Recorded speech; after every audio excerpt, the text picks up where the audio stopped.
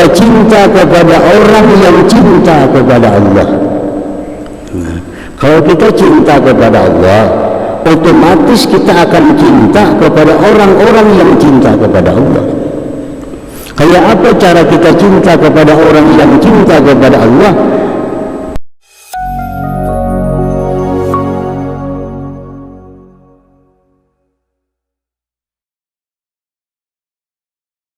Apa yang dimaksud hidupku, matiku karena Allah?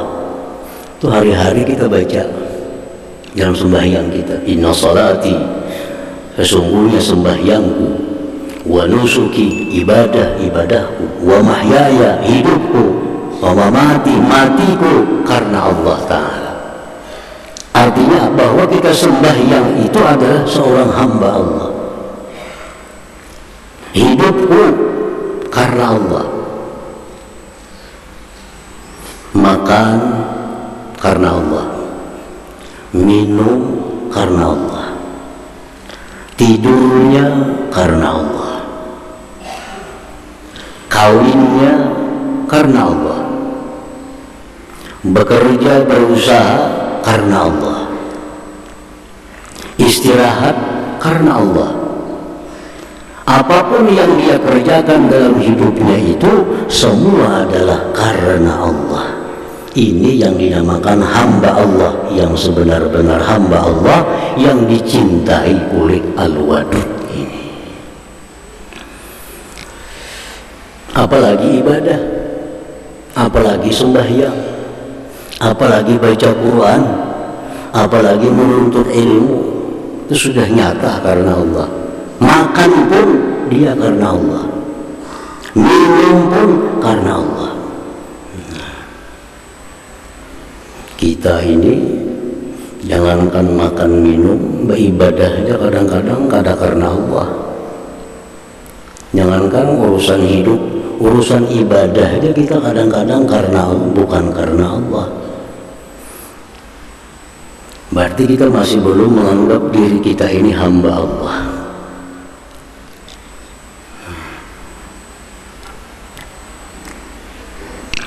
Jadi orang yang hamba Allah itu sembahyang karena Allah, ibadah karena Allah, menuntut ilmu karena Allah.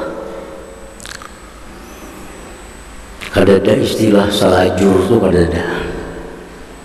Salajur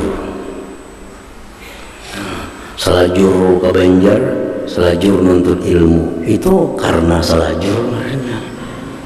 Ada karena Allah. Kebetulan ada undangan di Banjarmasin, kebetulan ada pengajian, lalu salajur lompat pengajian. Itu salajur karena Allah. Ini kada dicintai oleh Al-Wadud. Orang yang dicintai Al-Wadud itu semata-mata dari rumah berangkat ke tempat ibadah hanya karena Allah, tidak ada karena yang lain. Kalaupun ada karena yang lain, itu sedikit, halus, kada penting. Tapi utama yang ditujunya adalah karena Allah Subhanahu wa Ta'ala. Nah, ini yang hamba. Itu yang kita ucapkan setiap hari. Sembahyangku, ibadahku, hidupku. Kenapa kita makan? Karena Allah. Artinya apa? Kita makan ini karena disuruh Allah makan, lalu kita makan. Itu orang makan karena Allah. Kenapa kita minum? Allah nyuruh minum. Dalam Quran, kulu washrabu, makanlah, minumlah. Allah nyuruh, aku minum. Kenapa kawin? Disuruh Allah kawin, pangkihu, nikahlah kamu. Lalu kawin. Berusaha karena Allah. Karena Allah menyuruh, فَإِذَا قُضِيَتِ الصَّلَاةُ فَانْتَشِرُوا فِي الْأَرْضِ وَابْتَغُوا مِنْ فَضْلِ اللَّهِ. Kalau kalian sudah selesai sembahyang, bertebaranlah di muka bumi, cari anugerah Allah, berusaha. Nah, jadi berusaha bukan hendak mengumpulkan kekayaan, bukan hendak memuaskan hawa nafsu, tapi karena disuruh oleh Allah Subhanahu wa Ta'ala. Kenapa tidur? Disuruh Allah. Mana buktinya Allah menyuruh tidur? Allah menyuruh menjaga diri. Allah menyuruh menunaikan segala hak yang wajib ditunaikan. Tidur salah satu hak diri kita, istirahat salah satu hak diri kita. Jadi aku istirahat karena menunaikan hak diri yang disuruh Allah menunaikannya. Nah, jadi itu orang nang wa mahyaya, hidupku karena Allah Ta'ala. Wa mamati, matiku karena Allah. Orang mati karena Allah itu orang mati jihad fisabilillah. Kita berperang di jalan Allah, terbunuh, gugur sebagai syahid, ini mati karena Allah. Orang yang mati karena menuntut ilmu, mati karena Allah. Orang yang mati karena untuk menunaikan ibadah, orang mati karena Allah. Dia bekerja karena Allah, dalam pekerjaannya dia mati, matinya karena Allah. Jadi sebenarnya setiap hari sudah kita akui, inna salati wa nusuki wa mahyaya wa mamati lillahi rabbil alamin. Nah, jadi al-wadud artinya dialah yang mencintai hambanya. Nah, hamba tadi hamba yang bekerja untuk Allah, bekerja karena Allah. Setelah Allah cintai hamba tadi, Allah berbuat baik kepadanya. Lalu dia sanjung hamba tersebut. Dalam Al-Quranul Karim, Allah Subhanahu wa Ta'ala mencintai seorang hamba. Dia berbuat baik kepadanya, dia sanjung. Firman Allah Subhanahu wa Ta'ala, wa wahabna li Dawud Sulaiman ni'mal abdu innahu awwab. Artinya kami berikan bagi Nabi Daud seorang anak yang namanya Sulaiman. Diberi Sulaiman. Ni'mal abdu, sebaik-baik hamba adalah Sulaiman. Innahu awwab, dia sangat taat kepada Allah Subhanahu wa Ta'ala. Ini Sulaiman contoh hamba, contoh seorang hamba yang dicintai Allah, dilimpahkan anugerah dan disanjung ni'mal abdu, sebaik-baik hamba. Ada lagi hamba Allah yang lain, Allah berfirman, inna wajadnahu sabiran ni'mal abdu innahu awwab. Kami jumpai dia, Nabi Ayyub sabira, sabar. Ni'mal abdu, sebaik-baik hamba Nabi Ayyub itu. Innahu awwab, Nabi Ayyub itu sangat taat kepada Allah Subhanahu wa Ta'ala. Nah, para muhibbin rahimakumullah, ini ada dua hamba yang bertolak belakang. Satu Sulaiman alaihissalam. Sulaiman ini manusia yang paling banyak menerima nikmat Allah. Orangnya gagah, paling tampan di masanya. Sulaiman orangnya alim, diberi Allah hikmah. Orangnya kaya, ditambah lagi punya kerajaan, punya kedudukan, kekuasaan yang sampai hari kiamat Allah tidak berikan kepada siapa juga pun selain Sulaiman. Sulaiman bisa mengatur angin, bisa mengatur hewan, bisa berbicara dengan semut, burung. Ada raja mana ada macam itu? Mana ada raja bisa mengatur angin?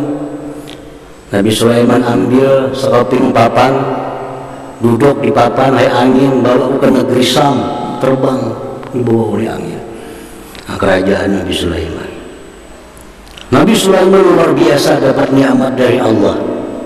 Tetapi kekayaan, kenikmatan, kerajaan yang diberikan Allah kepada Nabi Sulaiman sedikit pun kadang membuat beliau lalai daripada Allah Subhanahu wa Ta'ala. Kayak apa hebatnya Nabi Sulaiman? Bukan hanya mengatur manusia, mengatur jin. Jin diatur. hewan diatur. Kadang-kadang hewan datang sekelompok kepada Nabi Sulaiman bicara, menyampaikan aspirasi hewan. Kadang-kadang jin datang berombongan kepada Nabi Sulaiman, menyampaikan laporan-laporan. Begitu besarnya kerajaan Nabi Sulaiman, begitu kayanya Nabi Sulaiman, begitu perkasanya Nabi Sulaiman, istri 100 bisi bini. Tapi sedikit pun kadang membuat Nabi Sulaiman lalai kepada Allah. Saya mau jadi bini sudah lalai kepada Allah. 100 bini sudah lalai. Makanya dipuji oleh Allah, ni'mal abdu, sebaik-baik hamba Sulaiman itu. Innahu awwab, dia sering taat kepada Allah Subhanahu wa ta'ala. Dan Nabi Sulaiman ini di akhirat nantinya menjadi hujjah Allah, menjadi hujjah Allah kepada orang-orang yang diberikan nikmat namun lalai kepada Allah. Dipanggillah raja, kenapa kau lalai kepada aku, ujar Tuhan. Aku lalai karena kau beri kerajaan, aku sibuk. Ujar Tuhan, mana hebatnya kerajaan kau dengan kerajaan Sulaiman. Kerajaan Sulaiman jauh lebih hebat dari engkau. Sulaiman tidak ada pernah lalai kepadamu. Didantakan hamba yang sangat kaya raya. Hai hamba yang kaya raya, kenapa engkau lalai kepada Allah? Karena kau banyak beri harta, hamba sibuk mengurus harta. Mana kayaannya kau dengan Sulaiman? Sulaiman lebih kaya dari engkau, tapi dia tidak pernah lalai kepada Allah. Ini Sulaiman ya hujjatullah, hujjah Allah di akhirat kepada hamba-hamba yang begitu raja, hamba-hamba yang kaya, tapi lalai kepada Allah Subhanahu wa ta'ala. Para muhibbin rahimakumullah. Kemudian Nabi Ayyub, tidak ada manusia yang paling banyak menerima musibah melebihi Nabi Ayyub alaihissalam sampai hari kiamat. Dari Adam sampai hari kiamat tidak ada pun satu manusia yang lebih menderita daripada Nabi Ayyub alaihissalam. Orang punya keluarga, anak banyak, harta melimpah ruah. Nabi Ayyub satu hari seketika semua anak Nabi Ayyub mati, semua hewan ternak mati, semua kebun hangus, semua gedung rubuh. Ini Nabi Ayyub alaihissalam tinggal sendiri, ditemani seorang istri yang setia, Rahmah. Ayyub alaihissalam, anak habisan, hewan ternak matian, kebun hangus, gedung rumah pun rubuh. Ditambah lagi diberi Allah penyakit kulit dan penyakit dalam, komplikasi penyakitnya. Tidak ada satu bagian tubuh Nabi Ayyub yang tidak kena penyakit. Usus sakit, ginjal sakit, jantung sakit, paru-paru sakit, semua dalam tubuh sakit. Kulitnya pun demikian. 18 tahun Nabi Ayyub menderita sedemikian rupa. Innahu sabira, Nabi Ayyub sabar. Dipuji oleh Allah, ni'mal abdu, sebaik-baik Ayyub. Innahu awwab, dia selalu ingat kepada Allah Subhanahu wa ta'ala. Dalam sesedih itu Nabi Ayyub masih sangat taat kepada Allah Subhanahu wa ta'ala. Para muhibbin rahimakumullah. Dan Nabi Ayyub ini menjadi hujjah Allah di akhirat kepada orang-orang yang mendapat musibah. Kenapa kau pada sembahyang ya Tuhan? Oh sakit, engkau beri penyakit. Mana sakit lawan Ayyub ya Tuhan? Incang cuma ginjal yang sakit, Ayyub semua tubuhnya sakit. Ginjalnya gagal, jantungnya semuaan. Incang cuma hanya ginjal masalah. Ada saya pun datang, kenapa kau kada taat kepada aku ya Tuhan? Hidupku susah ya Allah, rumahku terbakar. Ya Tuhan, ayat itu rumahnya habis, rubuh, kebunnya terbakar, ternaknya mati, anakku sematian, tetap dia taat kepada aku. Nah, jadi dua manusia ini, dua nabi ini adalah hujjatullah atas kita. Jadi kita kada bisa ada alasan menghadap Allah kenapa kada taat. Tidak ada alasan. Apalagi hanya kerajaan kecil, kada taat lawan Allah, kada apa-apanya lawan Nabi Sulaiman. Apanya sedikit sakit malaria sudah kada sembahyang. Jadi Ayub, Sulaiman ini disebut Allah hamba. Yang penting itu Allah menyebut hamba. Kalau kita ini semua aneh mengakui hamba Allah, tapi apakah Allah mengakui kita ini hambanya?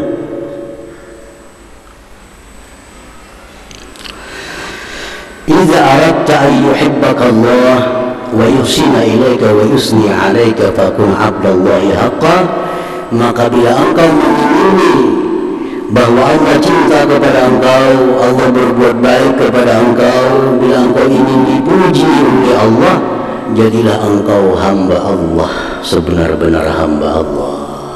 Nah, macam tadi. Wala takun abdan li ghairihi ta'ala, jangan sekali-kali menjadi hamba bagi selain Allah Subhanahu wa ta'ala. Qala Rasulullah sallallahu alaihi wasallam ta'isa abdud dinar wal dirham wal qatibah wal khamisah, rawahul Bukhari. Ujar Nabi, binasa, celaka penyembah duit, budaknya duit. Binasa budaknya pakaian perhiasan. Karena kalau kita ini menjadi hamba duit, kemana-mana mencari duit, di rumah pun pikiran tetap supaya dapat duit. Ini ngarannya hamba duit. Segala gerak-gerik perhitungannya jadi duit kada. Ini hamba duit. Kemana-mana sehari-hari pikiran dan kepala hingga duit. Ujar Nabi, ta'is, celaka manusia. Kamisah, pakaian, perhiasan. Ini orang-orang hambanya perhiasan, hambanya penampilan, selalu mikirkan perhiasan, selalu mikirkan pakaian. Disebut Nabi ta'is, binasa. Nah, orang-orang yang hamba duit, hamba pakaian, padahal dalam sembahyang baca juga inna salati wa nusuki wa mahyaya wa mamati lillahi rabbil alamin. Jadi pada praktiknya dia bukan karena Allah, bukan hamba Allah, tapi dia hamba tadi. Wa kadzalika abdul jah, demikian pula hamba pangkat. Hamba pangkat. Bila pangkatnya kita. Nah, kemana-mana hendak mencari kedudukan, hendak mencari kepangkatan. Ini ta'isa, binasa juga. Wa abduz zaujah, hamba istri. Wa abduz zauj, hambanya suami. Semua itu disebut adalah orang-orang celaka, orang-orang yang binasa, orang-orang yang rugi. Kenapa Nabi mengatakan demikian? Li'annaha khadda'ah waddara, karena semua itu jar Nabi penipu, pengkhianat. Nah, tuan-tuan kita yang namanya duit, tuan-tuan kita yang namanya pakaian, tuan kita yang namanya pangkat, tuan kita yang namanya istri suami, itu jar Nabi khadda'ah, pengkhianat, penipu.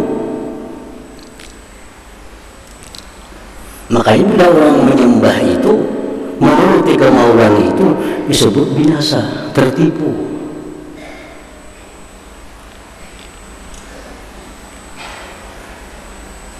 Kenapa tertipu? pembawa duit, pengagum duit.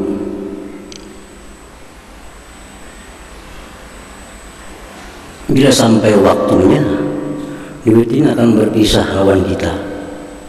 Ini pada peduli kita. Tidak peduli kita. Dan selama ini kita cari, kita kejar, kita sembah, kita pikirkan selalu. Tapi kalau kita sampai saatnya kita masuk ke dalam kubur, mana mau umpat duit, mana mau umpat pakaian-pakaian. Di saat kita sengsara, Tuhan-Tuhan yang disembah ini justru meninggalkan kita. Di saat kita perlu pertolongan, justru meninggalkan kita. Pangkat begitu kita habis, ditinggalkannya. Nanti lu mati gua pangkat. Laki, bini, semua itu jadi Nabi penipu. Di saat kita butuhkan, di saat kita perlu perhatian, justru dia hilang. Nah,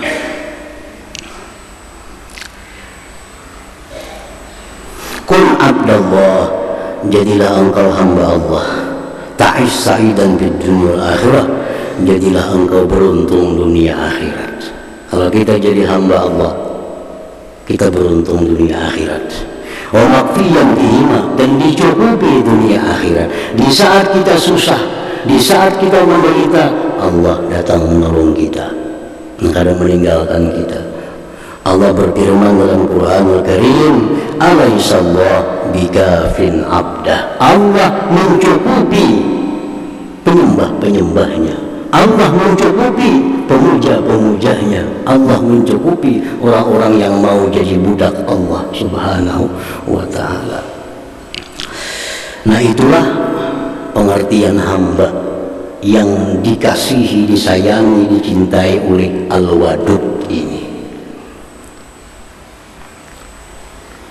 Al-Wadud, Allah maha mencintai hambanya. Dia berbuat baik dan dia sanjung. Nah, hamba yang macam mana? Hamba yang macam tadi, hamba yang hanya beramal karena Allah, untuk Allah subhanahu wa ta'ala. Al-mu'min bismillahirrahmanirrahim, orang yang beriman dengan nama Allah Al-Wadud. Kita percaya nama Allah Al-Wadud, bahwa Allah maha pecinta. Kalau kita percaya bahwa Allah itu maha mencintai hambanya, ayyuhibbahu ta'ala li'annahu al-muhibbu wal-muhsin wal-musni. Kalau kita percaya Allah itu maha mencintai, maka kita mesti cinta kepada Allah subhanahu wa ta'ala. Kita mesti cinta kepada Allah. Kalau kita ada mendengar di negeri seberang ada seorang raja, padahal bukan raja kita, raja negeri seberang. Raja seberang ini penyayang lawan rakyatnya. Raja negeri seberang ini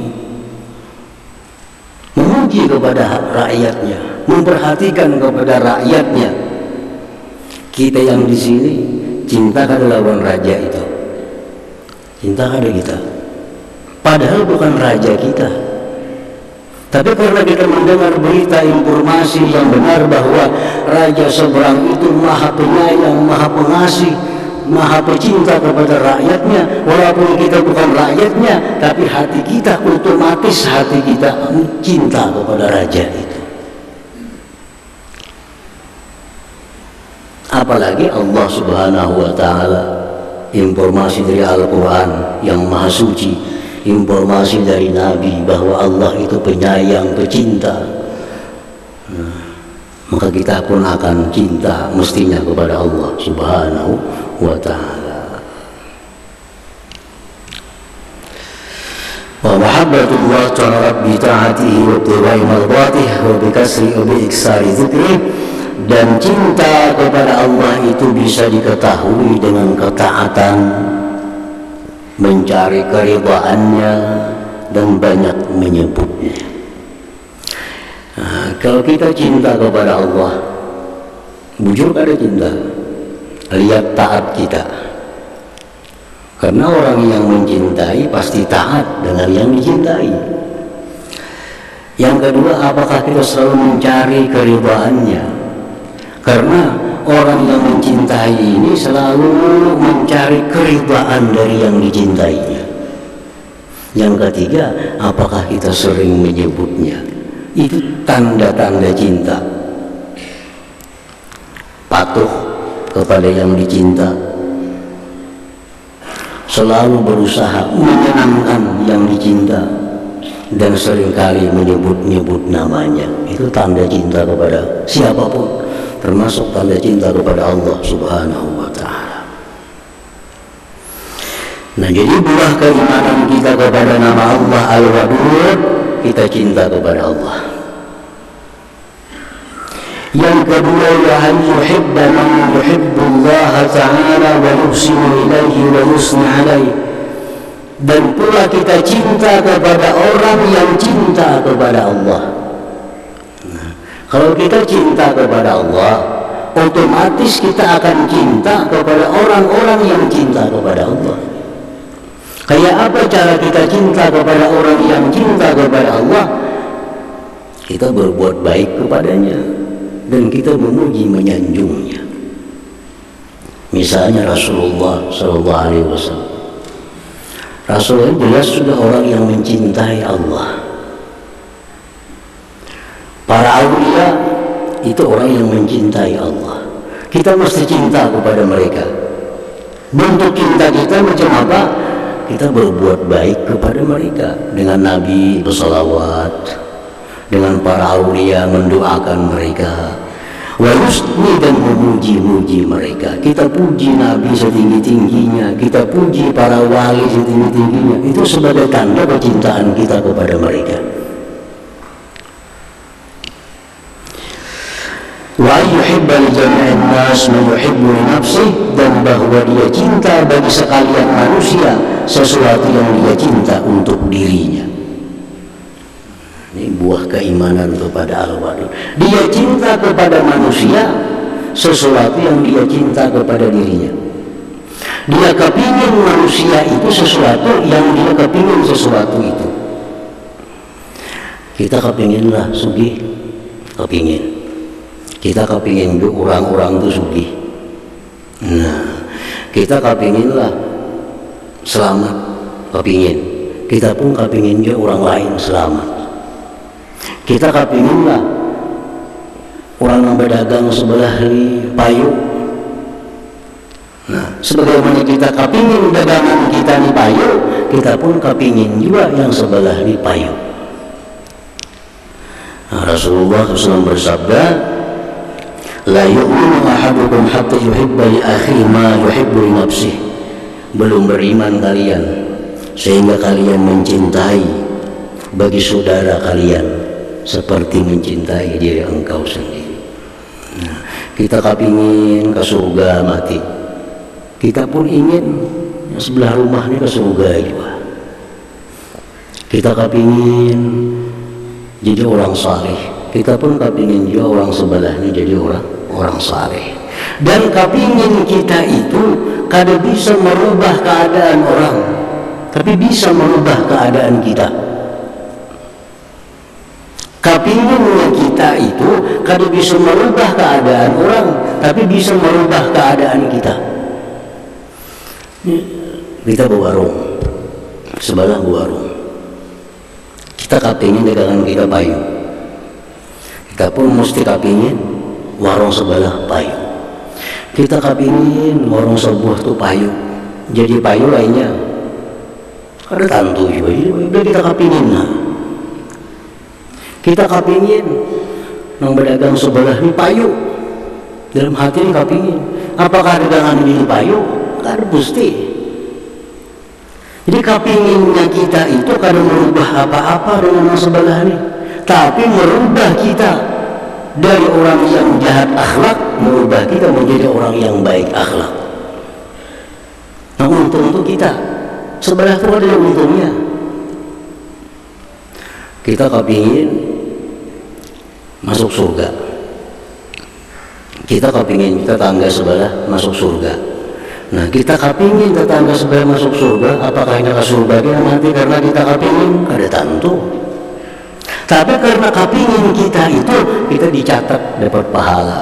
Nah, kita dicatat orang yang baik budi pekerti. Jadi kepingin itu justru menguntungkan kita kalau kepingin yang baik.